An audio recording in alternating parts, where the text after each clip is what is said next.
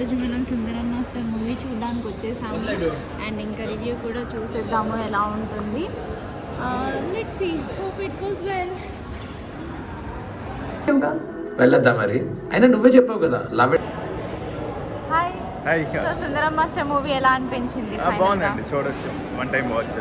One time వాచా? Family మూవీయా? Family full entertainer అంటే హర్ష వీడియోస్ కానీ షార్ట్ ఫిల్మ్స్ కానీ అన్ని ఫుల్ ఎంటర్టైన్మెంట్ ఉంటుంది కదా, సో ఈ మూవీ కూడా అంతే టైం పాస్ అయిపోతుంది movie. Okay. So any message oriented movie or anything? Kind of కొంచెం మెసేజ్ ఉంటుంది. వన్ టైం వాచ్ అండి. హాయ్ అండి. సో ఫైనల్గా మూవీ అయితే కంప్లీట్ చేసుకొని బయటకు వచ్చారు కదా, ఎలా అనిపించింది మొత్తం? బాగుందండి. ఫస్ట్ హాఫ్తో కంపేర్ చేస్తే సెకండ్ హాఫ్ కొంచెం స్లో అనిపించింది, but still it's fine. On complete నోట్స్తోని కొంచెం బాగా అనిపించింది మూవీ. జస్ట్ టైం పాస్ అనుకోవచ్చు అండి. మంచి మెసేజ్ ఒకటి ఇచ్చారు, బట్ బాగుందండి. ఆన్ యావరేజ్ 6 వేసుకోవచ్చు అండి 10కి. వన్ టైం వాచ్ అండి ఫ్యామిలీతోని. Thank you so much. Thank you. So second half ఎలా అనిపించింది? ఓవరాల్గా మూవీ ఎలా అనిపించింది?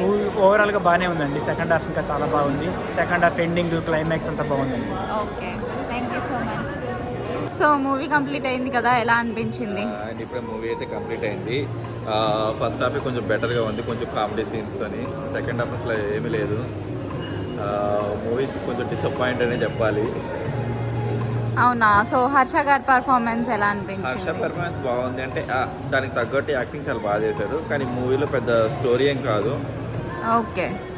సో మెసేజ్ ఓరియంటెడ్ మూవీ అంటున్నారు, ఎంతవరకు కరెక్ట్? మెసేజ్ ఓరియంటెడ్ అంటే ఉంది మూవీలో మెసేజ్, అది ఎందుకు ఇచ్చారో తెలీదు, బట్ ఓకే, అది నార్మల్గా తెలిసిన మెసేజ్ అందరికీ.